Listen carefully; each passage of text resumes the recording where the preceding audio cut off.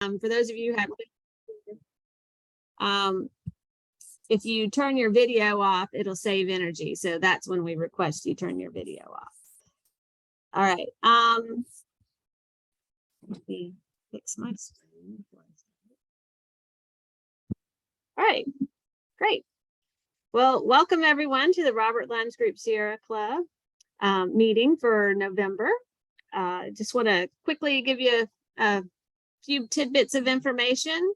We actually have over 1,300 members now in Berkeley, Charleston, Colleton, and Dorchester counties.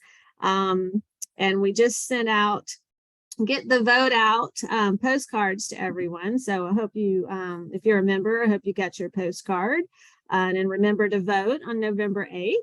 And just to remind everyone, the mission of the Sierra Club is to explore, enjoy, and protect the wild places of the earth. I'm Christine von Kalnitz. I'm the chair of the local group. Several of our XCOM members are on the line tonight. I saw Pat and Laura and Star and Nina. We have elections coming up for positions for leadership. If you're interested, please give me or anyone on this list a call. We have 3 seats open, and Star and I are both up for re-election. So yeah, we will be running, and hopefully you will be too. All right. So fundraiser, we have a annual oyster roast, and just wanted you to get it on your calendar. It's in March, on March 5th. That's a Sunday. And if you want to help us plan the oyster roast or help volunteer during the oyster roast, we need volunteers for chili, for the auction, for just manning the table when people come in, or womaning the table when people come in. So yeah, give us a shout if you want to help us out. All right, we've got some outings coming up. Star, would you like to take that away and let us know? So it's a tad late to sign up for the outings leader training, but if you want to message me that you can't live without becoming an outings leader, we'll queue you up. The outings leader training weekend begins tomorrow at 4 o'clock at the Poinsett State Park. You can sign up through Campfire in sort of the usual sort of way, and then we'll communicate with you and you can join us. I've got 15 people right at the moment. So then on the next slide, or the previous one. Yeah, let me get back that way. There we go.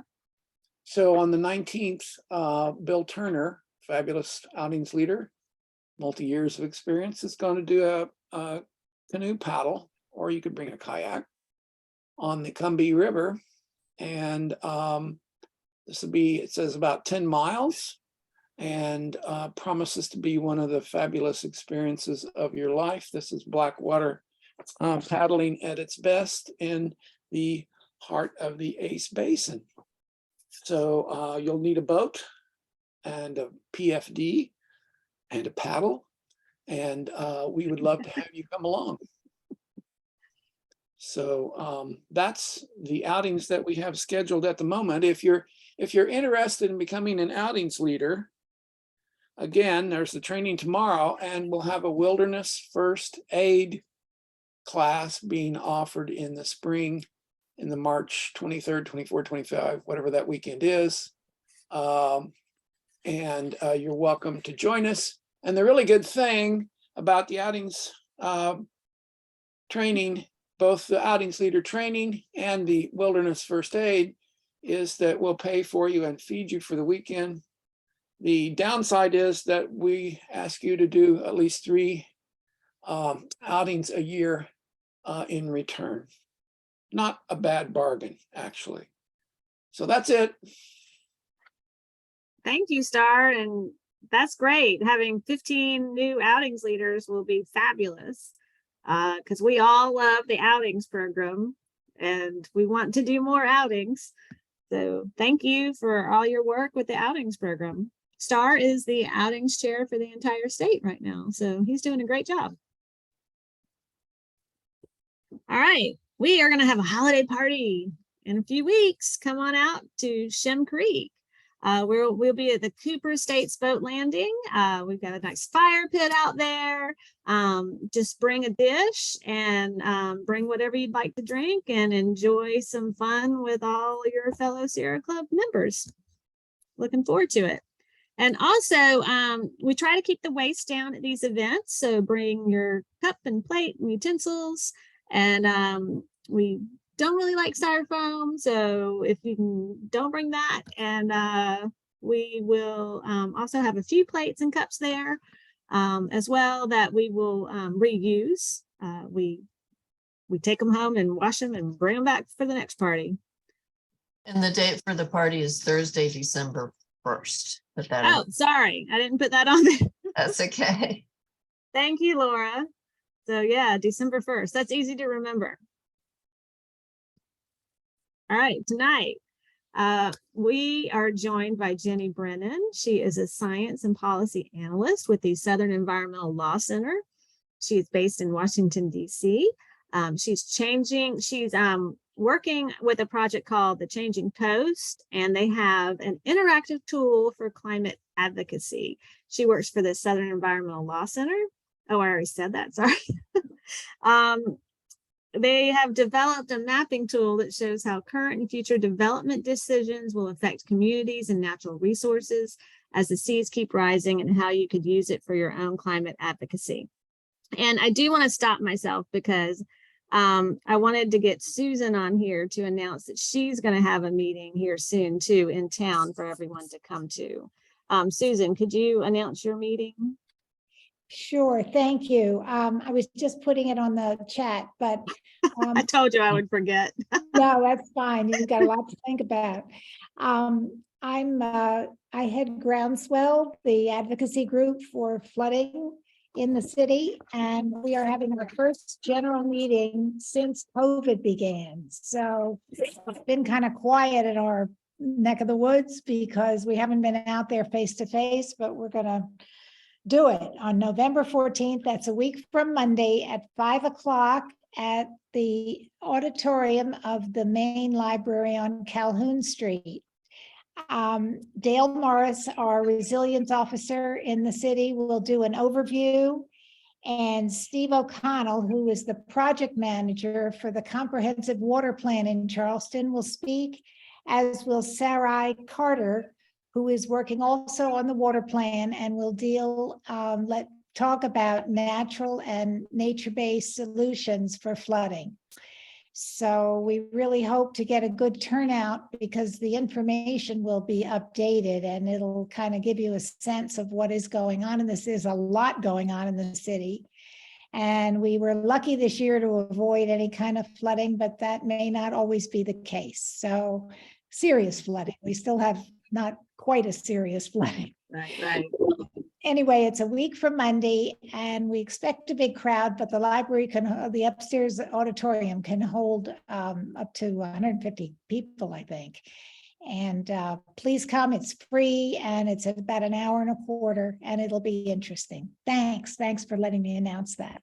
Yeah. Thank you, Susan, for all your work with Groundswell. And they've been working for years with the city of Charleston on the flooding issues. And you know, we've got years more to go of working on these issues. So yeah, if you're interested in that, come on out and learn more. And you know, flooding is not just going to affect the city. So if you go to this meeting and you don't live in the city, you can learn about it and take it back to your community and you know, request that your community do some of the same things that are going on in the city of Charleston. All right. So Jenny, let's see. I don't see you. Okay, there you are. All right. Still so here, Jenny's going to talk to us. If you have questions, please put them in the chat. Please remember to keep your videos off. Please remember to keep yourself muted, and we will get to all your questions at the end. And Jenny, take it away. I will stop sharing. Great. Thank you so much, Christine, for that introduction. And hello, everybody. It's good to be here with you today. I'm going to start sharing in just a minute, but just wanted to say a few quick words while I get my screen ready. Well, first of all, one quick correction. Until about a month ago, I was in Charleston. So I really appreciated the ability to move this to a virtual Zoom meeting, which hopefully also made it easier for some of you to attend as well. But it definitely prevented me trying to have to work out how to get back to South Carolina from DC right now. So I'm going to walk you through a website and mapping tool that we at SCLC put together to help folks really be able to see different climate impacts on the landscape, and also educate others and advocate for different changes and basically for climate impacts to be considered in decisions around where they live.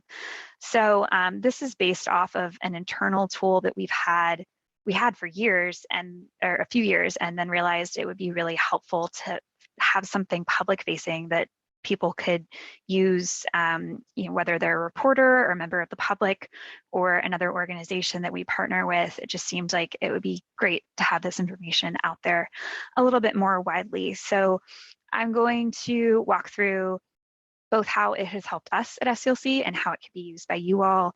And I'll just flag that this presentation today was scheduled 6 months out when we released the tool 6 months ago. So it's actually great timing on our end, because we're in the middle of, or really just starting an update to this website and mapping tool to just do a few tweaks for usability, basically, to make it a little bit easier for people to access, change some things, try to highlight different information. So I think this is going to be a two-way street today, because I'm really hoping to get y'all's fresh feedback and be able to bring that back to our team and hopefully use that to improve our website and tool. So hopefully everybody can see the screen. This is our landing page. And if you click anywhere in this top bar, also, I'm assuming y'all can see my mouse, and I hope that is the case. Otherwise, I will need to figure something out. Christine, can you see the mouse? Yes, I can see it. Okay, excellent. I just wanted to make sure and that I wouldn't just be pointing at things that nobody could see for the rest of this presentation. So anywhere in this top bar, if you click here, it'll take you to the interactive map portion, the mapping tool portion of the site. But before going there, I just want to scroll down and sort of walk through the educational materials. So all of this is meant to be background information on the layers and everything that we have in the mapping tool portion. And it's largely just education on different climate impacts and different adaptations to those climate impacts. So something like marsh migration, it's a common concept for those of us who work in climate adaptation and who are in conservation generally, but folks of the general public might have only heard of it or may not have heard of it at all. So we have a little blurb about what it is, and then commissioned an animation to visually demonstrate that. I'm a very visual person, so I appreciate having demonstrations like this and basically just showing the difference between an armored shoreline and the inability for that marsh to migrate inland, and an unarmored shoreline and the marsh being able to have space to move as seas rise and as time passes. So we've also, got information on, there's a lot of information out wetlands throughout this part of the site. We've really divided this into protecting nature, safeguarding communities, and smarter infrastructure, building smarter. And we've got some other animations on here, for example, looking at the Church Creek Basin and how wetlands loss in the Church Creek Basin through the years has contributed to the infamous flooding in that area, right? And you can see from old maps of where wetlands used to be that basically the way that basin has been developed has been put right over some of the wettest areas. And that's of course contributed significantly to why there's so much water in those communities today. And really, so again, all of this is, there's plenty of other educational stuff that I encourage folks to walk through. We've got information on why armoring on the beachfront can be so damaging, right, and contribute to the loss of the beach, how nature-based solutions can be used for perimeter protection. This is a report we commissioned about the alternatives to a concrete seawall for the Charleston Army Corps project, and nature-based solutions for stormwater, right, and what that can look like. And so we really internally use these three buckets to think about our resilience work, protecting nature, safeguarding communities, and building smarter. And so that's sort of why we've created it this way. But of course, all of these are connected, right? Nature-based solutions are something that makes sense for protecting nature and safeguarding communities and their smart infrastructure. Preserving marsh migration corridors is also good for communities. And so, we've divided these up somewhat artificially, but it's meant to just be a way to get this information out so folks who, whether or not they've had any exposure to it before, be able to digest this information and then also have that background, hopefully, before going into the map if they need it. We've also got, I'll just touch on this very quickly, but we've got a few highlights of different projects we've got going on throughout the region that are also shown in the mapping tool. In our region, I should also say, stretches from Virginia down to Alabama. We skip over Florida, and then also Tennessee, but for the coastal states, of course, it's Alabama, Georgia, the Carolinas, and Virginia. So we've got a few different projects highlighted here, and you can either learn more by going to our website or a partner group's website, or looking directly, zooming into that exact location on the map. So with all of that, so I'm going to do a quick pause for any burning questions on just this portion. This is the meat of the presentation is really in the mapping tool, but I do want to just do a quick pause to make sure there aren't any outstanding questions before I launch into the next part. Yes, we could avoid a seawall. It's very possible. So I did have a question. Yes. Are there any laws right now that prevent homeowners that live along the coast from building seawalls on their property? Along the coast as far as the beachfront, or along the coast as a general shoreline? Okay, so let's say you live on a creek. Okay, yes. There is not something restricting. I mean, of course, you have to get a permit, right, to do a bulkhead if it's in the critical area. And there generally DHEC will grant those permits, right? I think very, very rarely, if ever, have those ever been sent back and rejected, right? So right now we have been seeing pretty widespread armoring of shorelines in an attempt to combat erosion. Some people just do it because it's what has been done. Maybe there was already a bulkhead on that property that failed and they're just rebuilding it. And so I think that's why it's so important to have alternative education about what alternatives can look like on those sites, for example, living shorelines and things like that. Didn't the Beachfront Management Act prohibit it everywhere but Folly? So that's for, so Christine's question was for a creek specifically, not the beach. Yes, the beaches, absolutely. Yes, you can't have armored structures unless there's a special permit, and there are a few other places besides Folly that have some exemptions. So beaches are a little bit of a different situation, which is why I asked the clarifying question. But I think we also seen plenty of pushes for there to be other types of structures on the beach. Like there are these large plastic tubes basically that can be filled with water or sand and placed on the beach that effectively become a seawall, but people have been attempting to use them for many years. And so there are all sorts of things that can be damaging. Bulkheads will increase erosion, seawalls will increase erosion to adjacent areas. And the state has been pretty good about trying to, limit the experimental structures, but on the beachfront, it's definitely a lot harder to have an armored shoreline than it is in the rest of the state. It's a problem because there aren't really restrictions on armoring in the areas where marsh migration is going to happen, right? So we've got a little bit more protection on the beaches, but not the same level on the marshes. So I think that's actually going to be something we'll talk about in the map also in a second in terms of how that plays out. Right. Yeah, that's what I was wondering, if you could discuss if there are any movements to make armoring marshes, either illegal or more difficult to do. Yeah, I think there is a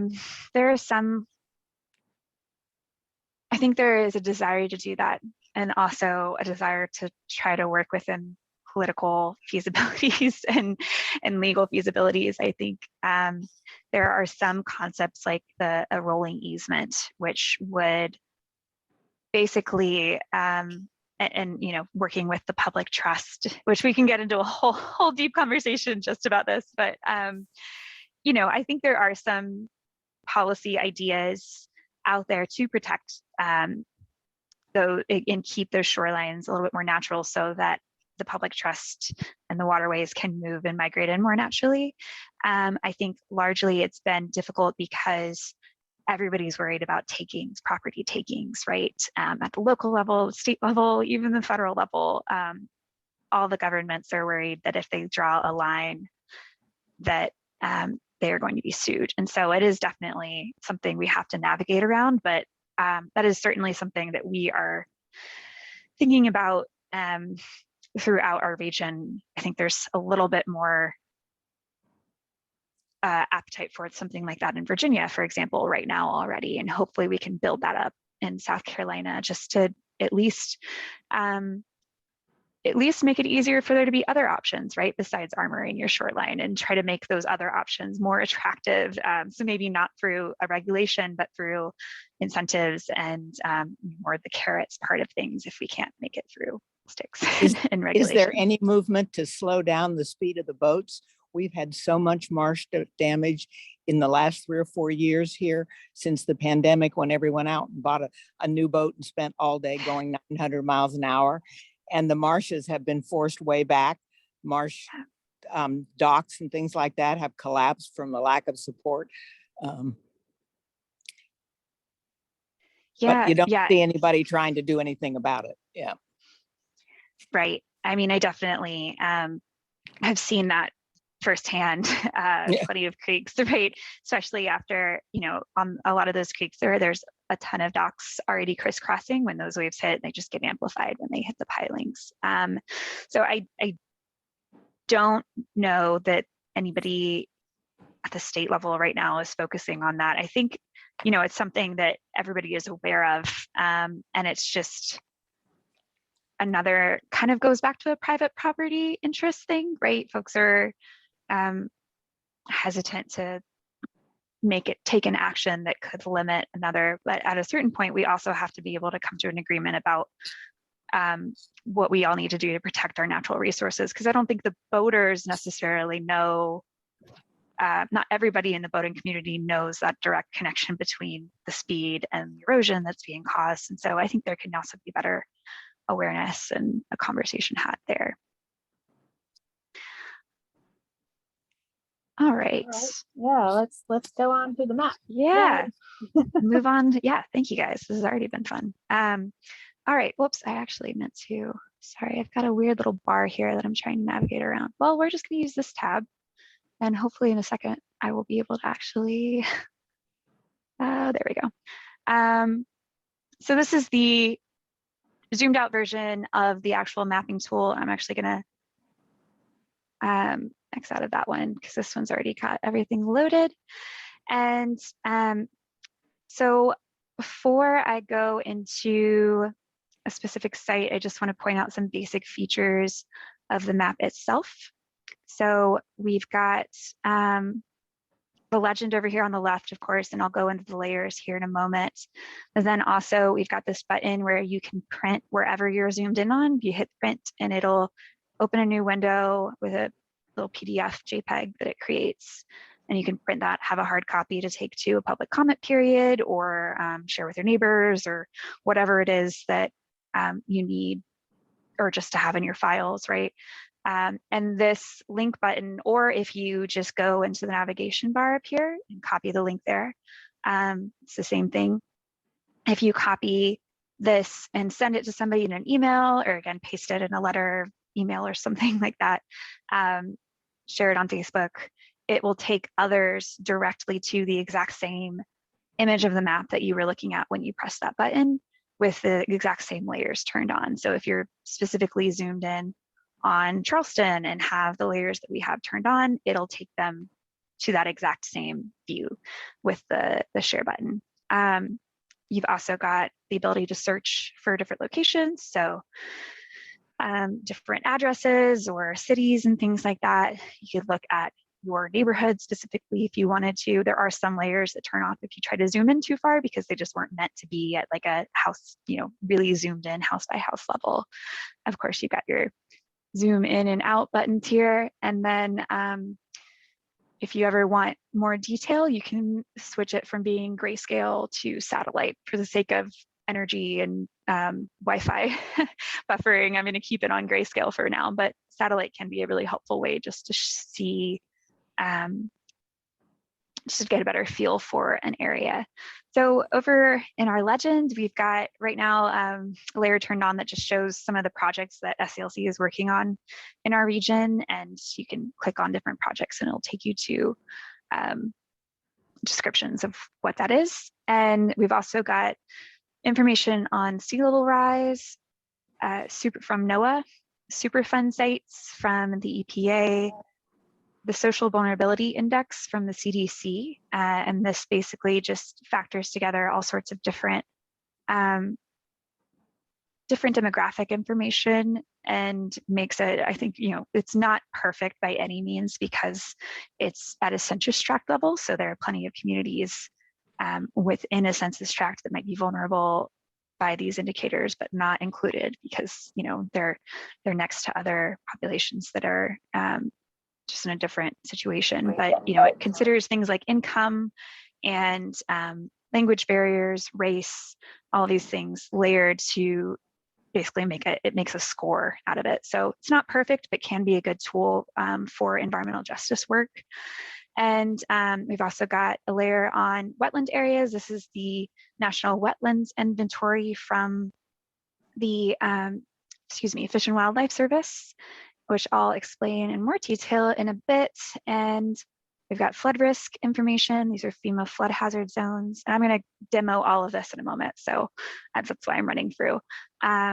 Marsh migration information and storm surge information. So really the benefit of this tool is having all of this data in one place, in one map, right? Because a lot of it's all publicly available, but you have to be in the Fish and Wildlife Service's website or download their data and have a GIS license to be able to really manipulate and see this data on the site that you want to be looking at. And so the benefit of this tool is being able to have all of that information in one place.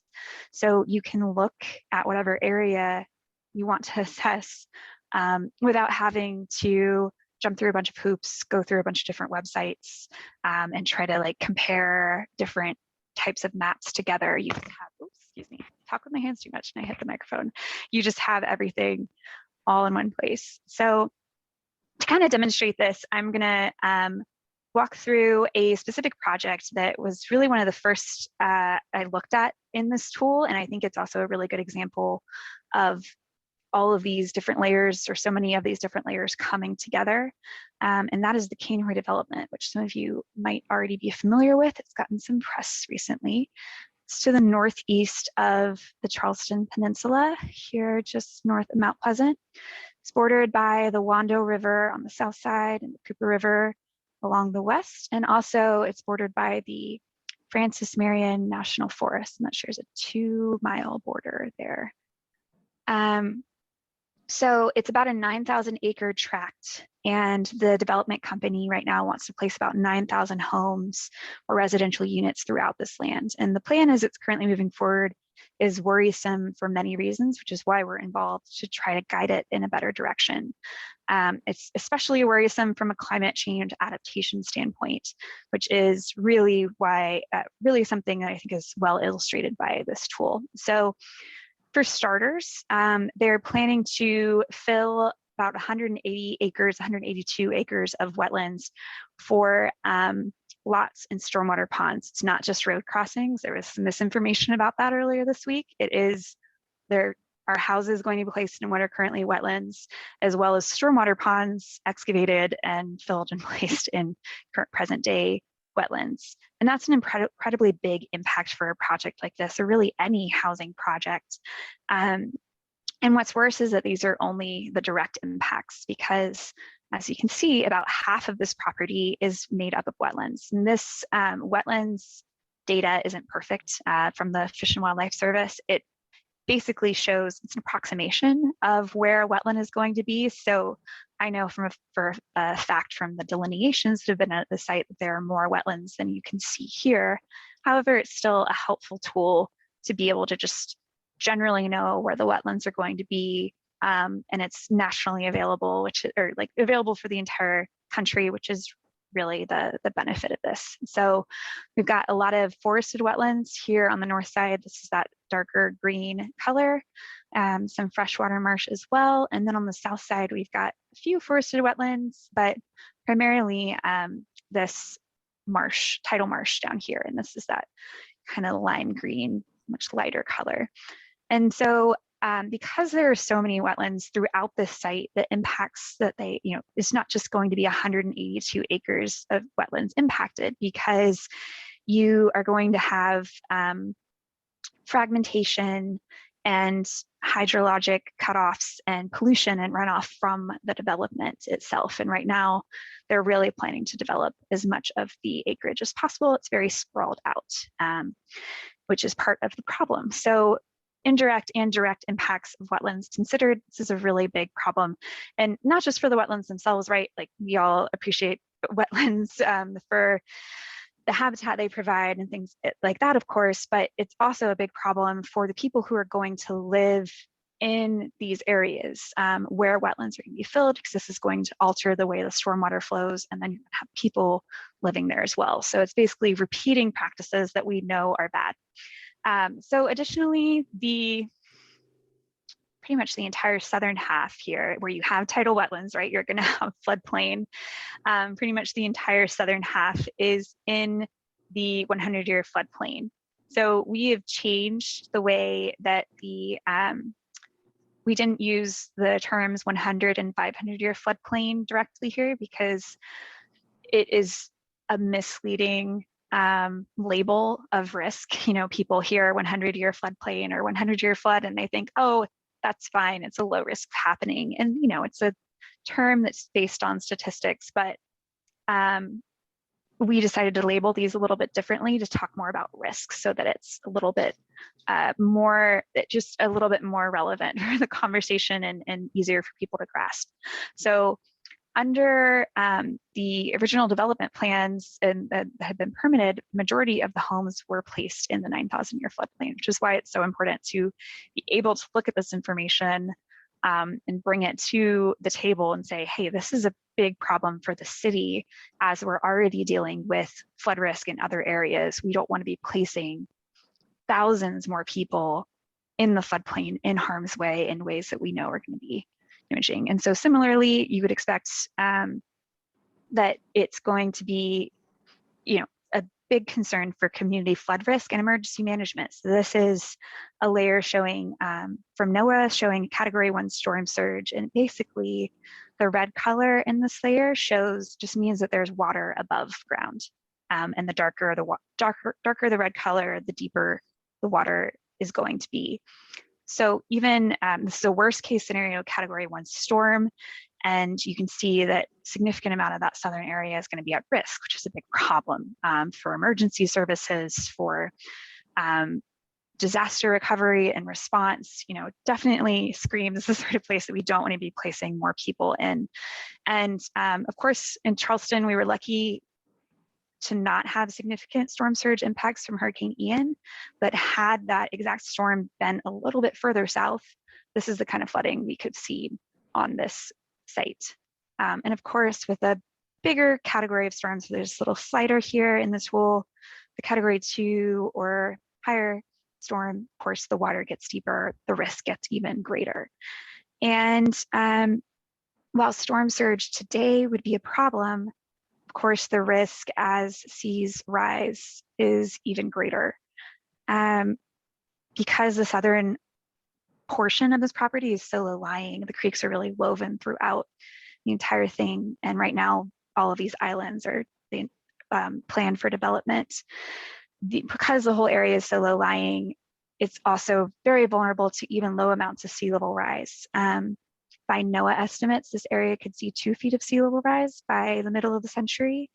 And again, here, the darker color would mean deeper water.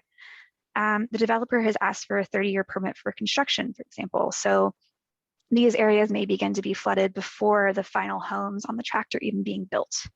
And of course, with even higher sea level rise, 3 or 4 feet, most of the southern portion of this property is inundated during a high tide, and we're really on track to exceed 4 feet of sea level rise before the end of the century, according to NOAA projections. And so as sea level rises, the marshes also, the tidal marshes we looked at earlier, will also be looking to move to higher ground in order to survive, right? So some of this, just looking at the legend, the lighter green shown here underneath, I've just got the lighter green shows the existing marshes and where they are today. I just like to turn on the 0 feet rising seas because that shows where the high tide line is today and just where it delineates things really nicely. And the darker lime green color shows the marsh migration space. And right now, in its undeveloped state, this piece of land, this tract is the biggest contiguous tract for marsh migration left within the city of Charleston boundaries. And that is crucial. That means this is crucial space for the tidal marshes to survive and provide habitat for birds, fish, and other wildlife populations, as well as provide, water quality benefits and storm damage reductions. But if this is built as planned, and this is something we started discussing earlier, if this is built as planned, these marsh evacuation routes would be cut off by roads and likely bulkheads as well, and other infrastructure. So having all this information in one place was really helpful for us as we were getting our arms around this whole project. And it helps tell the story of why Kanehoy is both so special and so at risk, right? And we've used this in our advocacy, but really you could do this type of analysis with this tool for any location on the Southeast coast. You could do this for a comment letter, emailing, take a link and email it to a representative, local, state, whoever that is engaged on a project to try to highlight an issue that you're interested in and working on. You could take a link and share it with media personnel or print something out and share it with your community. And I want to get to questions, but real quick before we do, I do just want to showcase how the social vulnerability looks. The social vulnerability index looks, and show something with the Superfund sites as well. So of course we're in the Charleston Peninsula, and if you click on any census tract, it'll tell you why it has that ranking and that color of purple for the vulnerability index. And also if you click on any of the blue outlines for the Superfund sites, you'll get information about identifying information about the site, and then also it'll take you to a link to the EPA to learn more about what kind of risks are at that site and what's going on in the area. So of course we see a lot of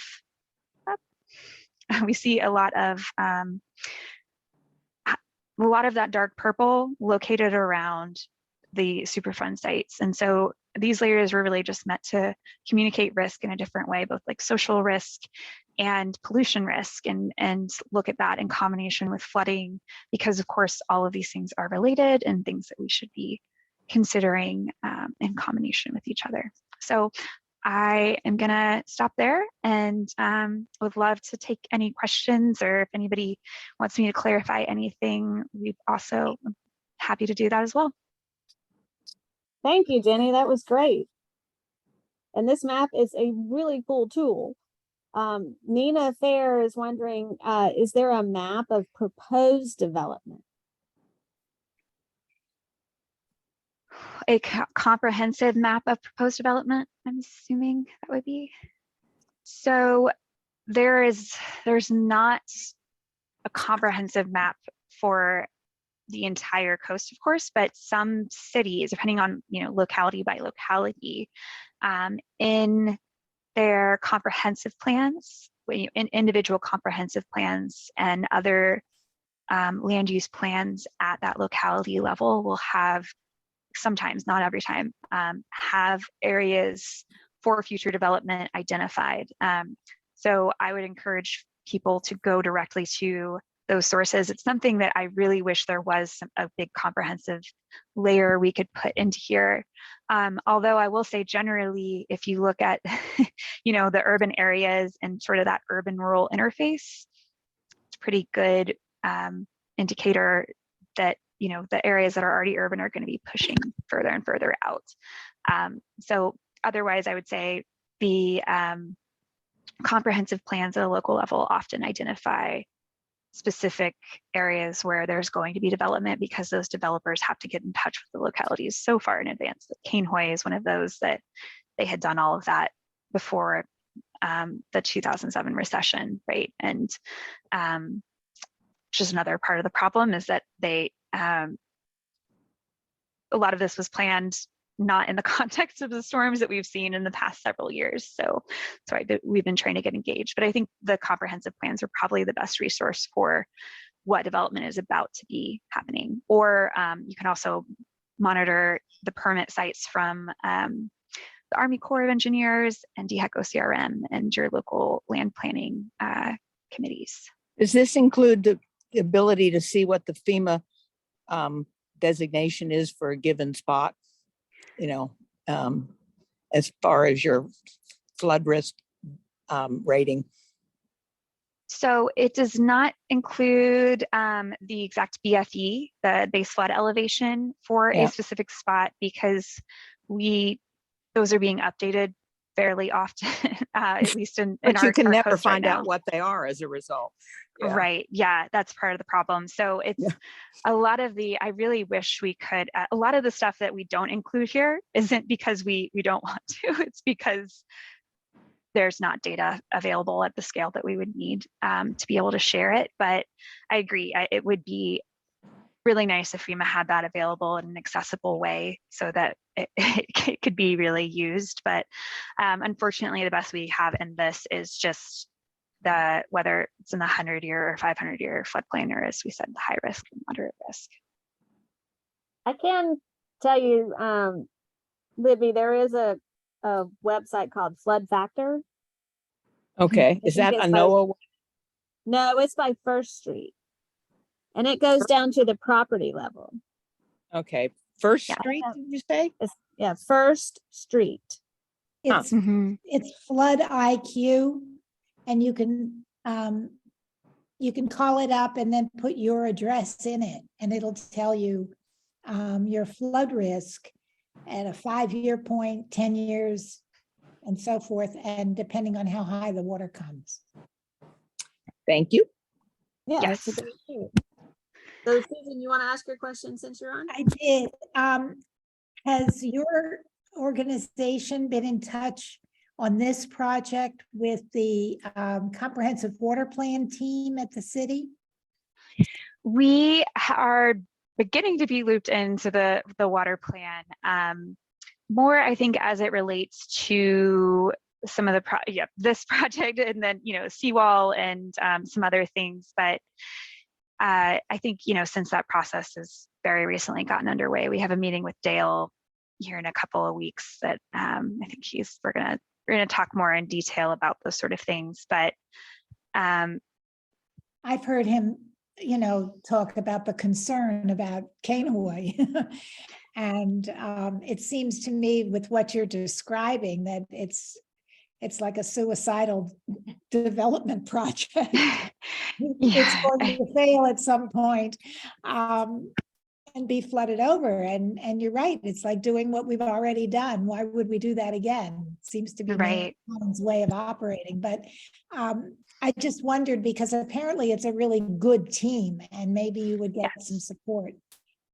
Yes, and this project was considered in the new zoning plan, that there's going to be that elevation-based zoning redo, and this project was considered there. I think part of the problem is right now it's out of the city's hands to a degree because it's up to the federal permitting level. So our hope is that we can still guide this in a better direction, right? But it does seem to be, like the best thing you can do for climate change adaptation. We say this all the time, but it's just stop doing stupid stuff. Stop doing the things that we know, right? That you already know this. Right. We already know this. It's easier said than done, right? Because it's easier to say you're going to do something and a lot harder to change the policies that underlie how those decisions are made, right? But this is a really great example of a bunch of homes about to be placed in a damaging or like a very risky location. And so, really important that there is advocacy, but I guess it's a good point because there are plenty of things like this that are happening at a smaller scale in people's neighborhoods and, that aren't necessarily getting the same amount of attention or scrutiny. And so I think that's one of the benefits of getting this information out to the broader public, so that folks can go look when they, are contacted that there's going to be something happening next door. They can go look and say, oh, like I have concerns for XYZ reasons. This might affect my stormwater, or if you recreate in these areas. We've talked with plenty of people who have recreated in these creeks down here. So I think getting that information out so people can see it for themselves, right, is a big motivation for why we put this all together. I think it's terrific. Sorry, Susan. Go ahead. I was just going to say, I think there's a big communication gap between, what is proposed and then what starts to happen. And then the timing is such that the neighbors can't really jump in and say, no, you got to stop this because. So it's like a vice. Sort of. Right. But thank you for what you're doing. This is terrific. So what I was going to say is if it's at the federal level, is there anything we could do to maybe, reach out to our federal representatives? Would that matter? I think there are definitely plenty of projects where that does matter. This one is in active litigation right now. So, I mean, I think sometimes, if you're moved to do that, I would encourage folks to reach out and, I think we've got plenty of elected officials at all levels in South Carolina who recognize that flooding is a problem and have been vocal about the fact that they need to address it. And I just don't know that all of them are aware that this kind of stuff is still happening. So I do think it would be helpful to reach out to elected officials and voice concerns. Right now, there's not an official public comment period on this. That was, I think the last one was held 4 years ago, which is kind of crazy that doesn't open back up again. But I think, don't let that hold you back from trying to advocate for something better, right? I do agree that, we have new knowledge. We're all more knowledgeable about these things. We have these tools now, and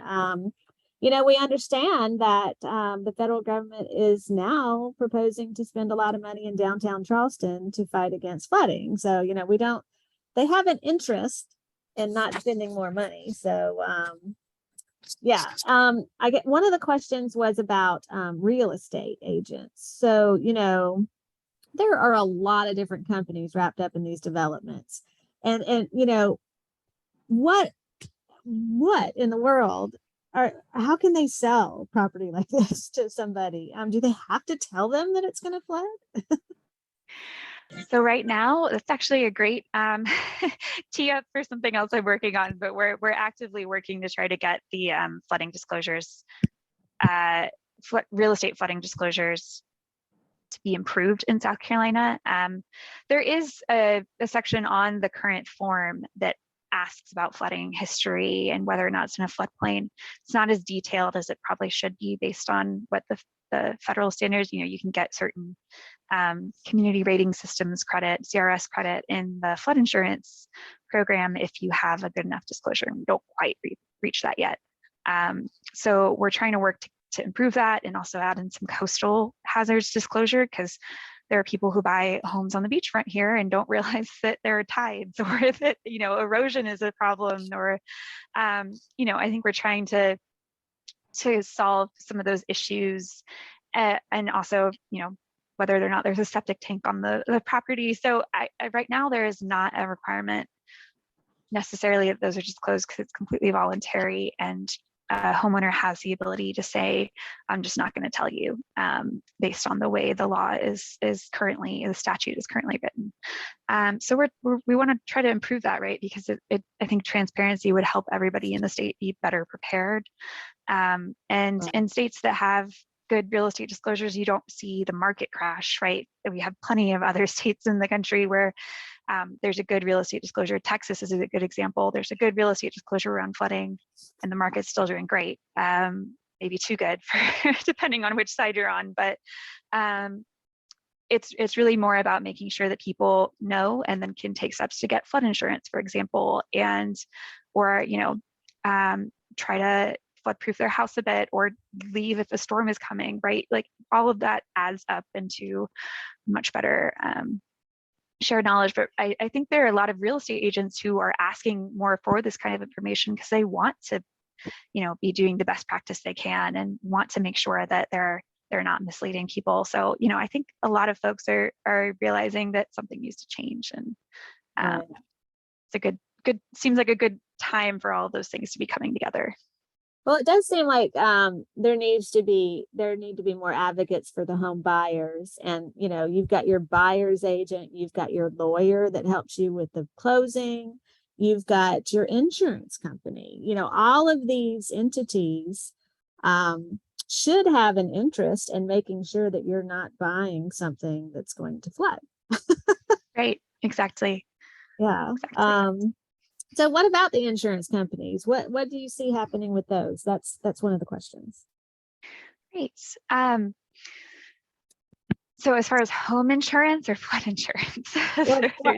Flood insurance, is it granted? Is it not granted? You know, how hard is it getting to get that? Yes. So right now everybody, regardless of their flood risk, can, like the program, the National Flood Insurance Program is structured so that they should be able to get it. Not all private insurance companies will offer flood insurance themselves, because there are a few private flood insurance companies available for different areas, depending on where you are. But under the national program, you could get flood insurance if you built a house in the middle of the river. You couldn't build a house in the middle of a river in the first place, but you know, it's just going to change your premium and how expensive it is, which is a big problem in our advocacy. You know, flood insurance is one of the reasons I'm in DC right now, so it's just very relevant. But I think there's a lot of tension between, we want to make the program better and make sure it's not continuing to incentivize basically developing in really vulnerable areas without punishing people who are already in vulnerable areas and don't have the ability to just pick up and move, right? And that's, so it's almost like you have to come at it from two different angles, and offer both resources to help people, but also try to reform so that you're not making this problem so much worse down the road. And so we're part of many groups advocating for this program to be reformed so that you know, try to prevent the worst parts of the Kenai development, for example, from even being proposed, because it just wouldn't be feasible, right? Right now, there's really no disincentive to developing in the floodplain. because the developer is going to sell it and get out of there. So I think there need to be some bigger changes to be able to make the, make those shifts in policy more possible, because really it's hard for the local government to be the one to draw the line in the sand, because they need the tax base and there are all sorts of reasons. And so hopefully in the next couple of years we can get some good reform on the flood insurance and floodplain standards that would help guide some of this to a better, not saying no development, but make sure it's done in a smarter way, right? Not just putting more people and communities at risk. So that's again, flood insurance, we could have a whole separate hour. Right. Yeah. So I have one last, let's make this the last question. So since we were talking about Cainhoy, someone is wondering what you think, when is the permitting likely to happen for that? So the permit was already issued. The Army Corps issued their permit earlier this year, a few months ago, which is why there's a lawsuit now, because we're trying to prevent the bulldozers being put in on the ground, right, and the wetlands being filled. So I think that's part of the problem with this, is that the flooding and everything that I just showed y'all was not considered at all in the permitting process, and we tried. And right now, those systems are just really not built to be considering climate change, which is why I think it's so important for there to be community advocacy, right, and other groups pushing for it as well, because it will happen. It's just a matter of we all need to be advocating for these things to be considered, right? And I think a lot of the impacts being, real time on the ground, and the storms are already coming, flooding already happening, are starting to shift that conversation, but we still have decisions getting made without any flooding information, really being seriously considered. So I think there's a lot of advocacy potential at all sorts of scales, all sorts of projects. So I really appreciate you guys sitting through this today, and hopefully you can take something away from this. And I do want to say, please feel free to reach out if there are any other follow-up questions or feedback or anything like that. Yeah, wow, thank you. This has been really thought-provoking. We've got a lot of good thank yous coming into the chat. And yeah, it's climate change is it's so rapid, and it's gonna keep changing. It has to keep changing. So it's hard to keep up with that kind of change. So I understand how this happened, and we just our laws kind of have to somehow be able to change more rapidly to deal with this. Right. We have to be adaptive in order to adapt. Right, exactly. That's exactly Right. what I'm trying to say. Good one. Yeah. All right. Well, thank you, Jenny, for coming tonight. And thank you, everyone, for coming on the call tonight. Thank you for all your great questions. And, hope to see everybody in a few weeks, December 1st, at our holiday party, and or before at the groundswell meeting at the library. So yeah, great meeting, everyone. All right. Thank you all. Thank you. Y'all have a great night.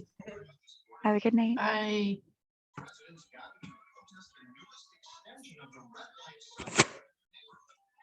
Demonstration